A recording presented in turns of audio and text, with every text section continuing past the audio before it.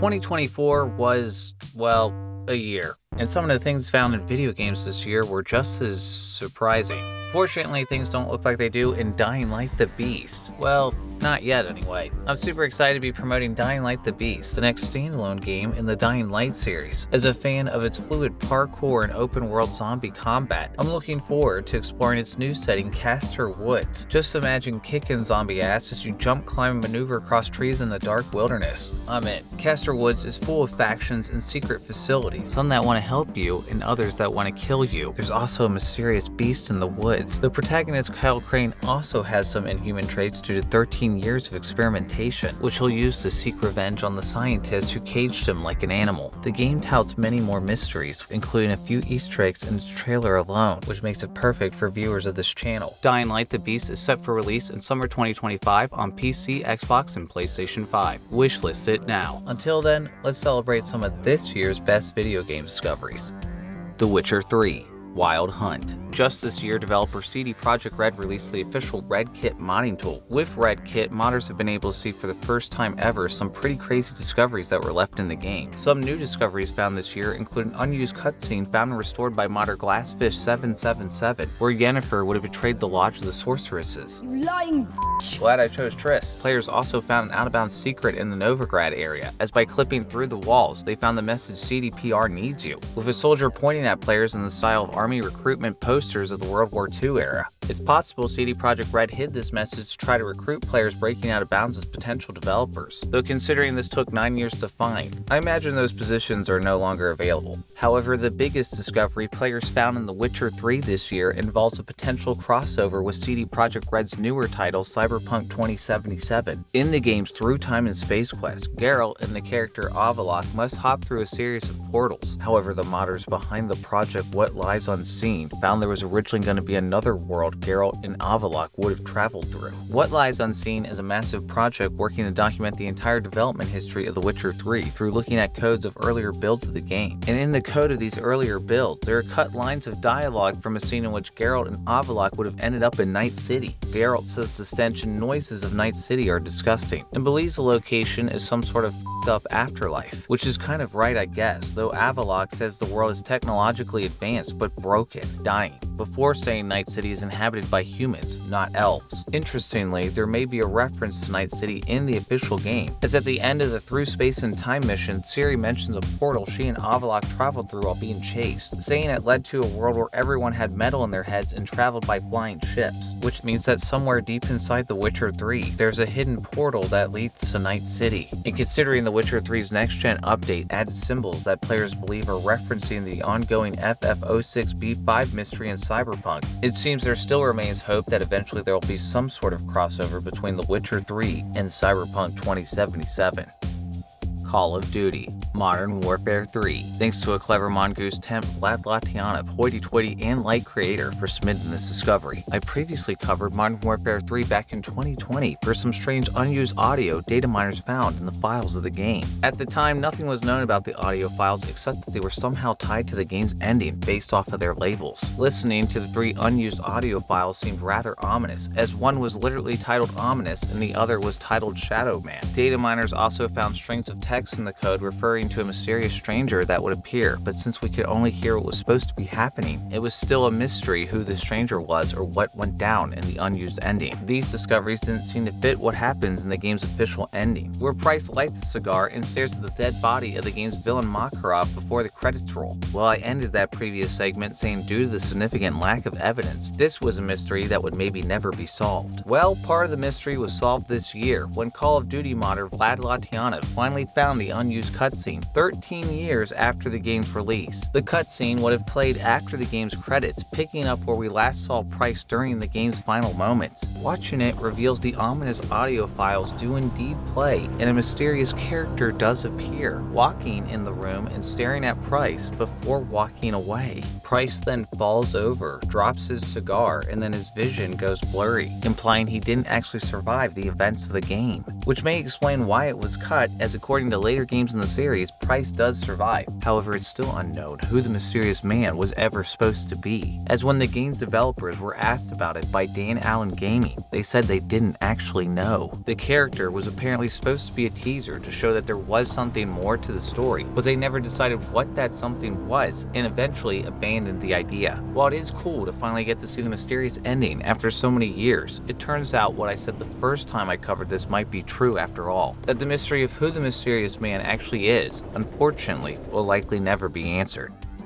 Quarterback Attack. Thanks to Brett Enthusiast for submitting this discovery on the Oddheader Discord. Quarterback Attack is a game released in 1995 where players get an authentic American football experience by controlling their team's quarterback and seeing it all go down through full motion video. However, the developers perhaps went a little far in making it an authentic experience. I previously covered the game in my video 8 video game Easter eggs still unsolved after years for an unfound egg one of the game's producers revealed in 2003, which he reported would show players a blooper left over from filming the FMV, where the actor playing the quarterback forgot to take off the camera he was wearing during a restroom break. That blooper apparently still had never been found when I covered it earlier this year, but that changed a few days later when Brett Enthusiast on my Discord server data mined the game and found it in the files. And for the first time ever, 29 years after the game's release, we finally get to see the quarterback relieve himself. Fortunately for the actor, the video is mostly a black screen with added sound effects.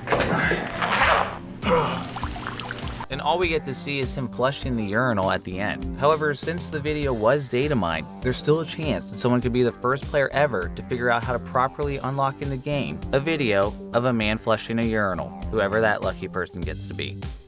Piglet's Big Game. Thanks to Vulture8 and Falchion for submitting this discovery through Oddheader.com. In gaming news this autumn, the scariest horror game making headlines and memes wasn't the recent remake of Silent Hill 2, but a tie-in to a Disney movie that was mostly forgotten about. Piglet's Big Game was released in 2003 as a tie-in to Piglet's Big Movie, and follows the titular Winnie the Pooh character into his friends' dreams to prove he's brave by helping them with various tasks and facing enemies like heffalumps and woozles, who Piglet can scare off by making silly faces. And with enemy names like heffalumps and woozles, you're probably wondering how the game could be compared to Silent Hill 2 in any way. The madness surrounding Piglet's Big Game began in November when Twitter user Jackson Lloyd tweeted a song from the game's soundtrack saying, "This is making me lose my fucking mind." Many couldn't help but notice that the Piglet's Big Game soundtrack sounded like it could fit the Silent Hill series, and those who played the game showed off the dream levels full of dark and eerie liminal spaces, with people like Vinesauce calling it baby's first Silent Hill. However, it turns out this maybe isn't just a joke after all, as by playing this track from Piglet's Big Game,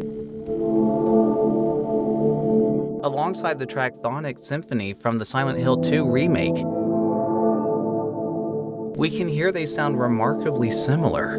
It's highly believed online this is because the games are pulling from the same sample pack, or that the Silent Hill 2 remake may have even sampled from Piglet's Big Game.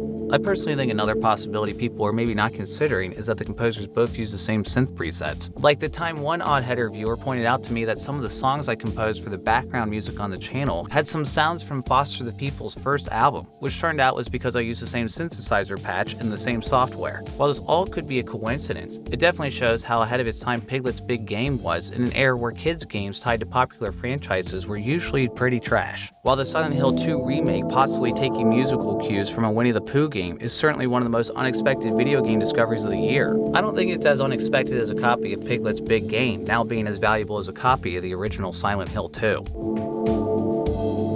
Silent Hill Downpour. Thanks to FirulaisHualde for submitting this discovery on the Oddheader Reddit. Silent Hill Downpour released in 2012 for the PlayStation 3 and Xbox 360. The game was not well received by fans of the Silent Hill games as it was plagued with technical errors and frame rate drops and focused too heavily on its combat system, which barely worked. Though it appears Downpour could have been even worse, as developer Vatra Games scrapped plans to make it a first-person shooter and also went bankrupt soon after the game's release. Fans have wondered for years if Vatra cut more from the game, as an early early trailer showed a possible boss fight with the Monocle Man character that never appears in the game. And for those still wondering, which may not be many as most Silent Hill fans probably tried to forget about this one, this year Dataminers confirmed there is a cut boss fight with the Monocle Man in the files when the game's source code was uploaded to the Internet Archive in September. DDK Oswald on YouTube managed to restore the cut boss fight and found it's fully functional, though the Monocle Man's voice lines are missing. Showing off the cut boss fight here, we can see the Monocle Man would have tried to slam his giant arms down on players, until you defeat him by tricking him into slamming them down on a giant machine. Ooh. Uncovering this boss fight after 12 years is one hell of a discovery, though I'm not sure if it's enough to make Downpour worth playing again. Maybe Silent Hill Downpour would have been better if they tried to make it more like Piglet's big game. Castlevania: Legacy of Darkness. Legacy of Darkness released in 1999 for the Nintendo 64 as an expansion version of the original Castlevania N64 game that came out earlier the same year. Legacy of Darkness was seen as a director's cut, featuring unused content that didn't make it into the original version due to what some disappointed fans believed was a rushed development. With the expanded version came new storylines and characters, as well as new game modes and levels to explore. However, contrary to what you'd think Konami would want to do with a definitive version of the game, Legacy of Darkness also cut some features from the earlier version. Most notably, fans were upset about not being able to play as Reinhard or Carrie from the beginning of the game, with Legacy of Darkness instead opening with Cornell, who despite being a werewolf, just wasn't as interesting of a character to a lot of fans. And you had to beat the entire game as Cornell to unlock another new character, Henry, get through his campaign with just a little gun, and rescue missing children to finally unlock Reinhard and Carrie. However, after 25 years of fans having to do all that work just to get characters they could have already accessed in the less definitive version of the game, players finally discovered there's another way, as Moises on the Castlevania 64 Discord dug through the game's data and discovered new debug codes, and with help from Liquid Cat figured out the solution that evaded players for more than 2 decades was just the Konami code. So apparently no one tried the Konami code in a Konami game. Liquid Cat found by inputting a modified version of the Konami code on the game's title screen, we can now unlock all 4 characters and their alternate outfits right at the beginning of the game, as well as a hard mode. Well, it's certainly nice to finally have a way to play the game as fans wanted after 25 years. Let this be a lesson to everyone out there looking for Easter eggs. The first thing you always want to try is the Konami code.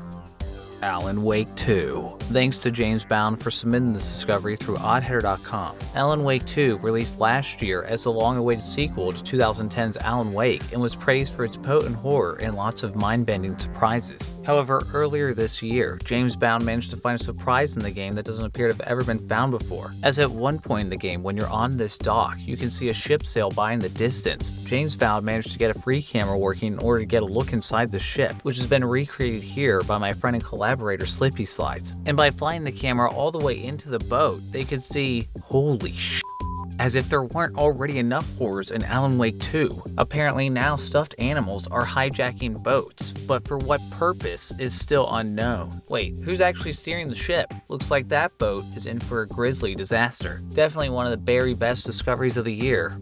Paul's down. Zach: The Art of Visual Stage. Thanks to Mills for submitting this discovery on the Oddheader Discord. Zack: Art of the Visual Stage is a fantasy RPG released only in Japan in 1989, with later releases on the Super Famicom and mobile. Mills recently discovered an Easter egg in the game 35 years after the game's release, as after talking to the character Rachel in this cave, Mills re-entered the cave and talked to her again more than 60 times. Why they found what she said so interesting they had to do it 60 times, I don't know. This was apparently enough to finally break Rachel, who says, "You're no ordinary person, are you?" She then levels up your character to 25 before saying, "By the way, changing the subject, the new VRF 400R NC30 is a great bike." Why, you ask? Because designer Yanagishima-san rides one. Yo-yo-yoing, Zubi-zuba. That Honda motorcycle at the time might have been a pretty hot commodity, considering it was brand new at the time that the game was released. Not much of a flex at this point though, considering it took 35 years to find. Though the only question remains, why did Mills decide to talk to this character over and over 60 times in a row? Super Mario Sunshine. Super Mario Sunshine released in 2002 as the 3D Super Mario title for the GameCube. While there are some mysteries in the game that remain unsolved 22 years after release, one secret in the game has just been decoded this year. 2C Phoenix on YouTube was working on a series breaking down every detail in Super Mario Sunshine when they noticed something odd about the text on some of the game's signs. The swirly text appears throughout the English version of the game on just a few levels, but was never given much thought by players, as it appears appears to just be some random symbols. However, 2C Phoenix had the idea that the symbols could be their own in-game language, similar to the Inkling language in Splatoon. Taking a closer look at the symbols throughout the game, 2C Phoenix noticed there is a long stream of them in Noki Bay, which they believe to be an entire alphabet based on the number of characters, which they've named Dolphic. Using this code and other clues throughout the game, 2C Phoenix decoded what all the signs with Dolphic text most likely say. In the Pinna Park area of the game, 2C Phoenix found this sign by the pirate ship ride that appears to say Viking, a sign near the park entrance that says Parco, the Italian word for park, and a cabana on Gelato Beach that says Bar Gelato. While not a huge revelation, it's still pretty awesome that 2C Phoenix decoded a language that was hidden in the game for 22 years. However, in doing so, they also discovered a new mystery that's managed to go undiscovered the entire time, as there was one last sign with a Dolphic text that 2C Phoenix has not been able to make sense of. According to the alphabet code, 2C Phoenix found that this sign in front of the sand cabana on the beach most likely has the letters RZTUBODTVR, which roughly translates to I got nothing. Neither I nor 2C Phoenix have any idea what those letters are supposed to mean, and whether this is possibly a secret message that Nintendo has managed to keep hidden for 22 years, or if it's just a bunch of gibberish. But now we got the alphabet part solved. Now we just had to figure out what Riz2Bod-Tiver means.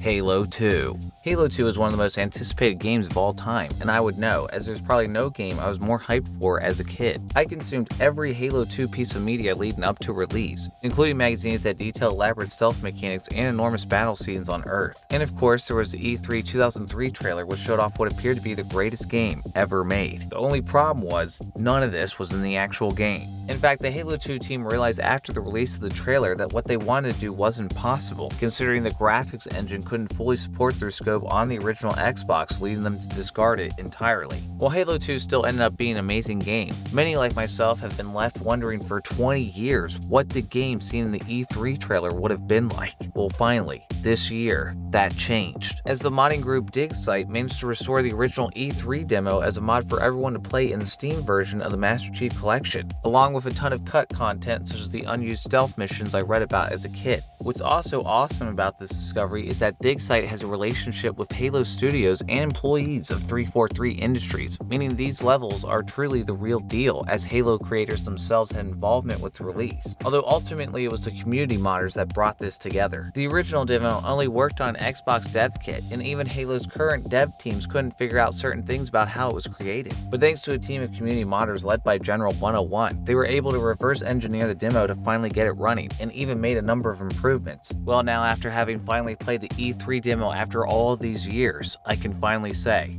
it's okay. Just kidding. It's f***ing awesome.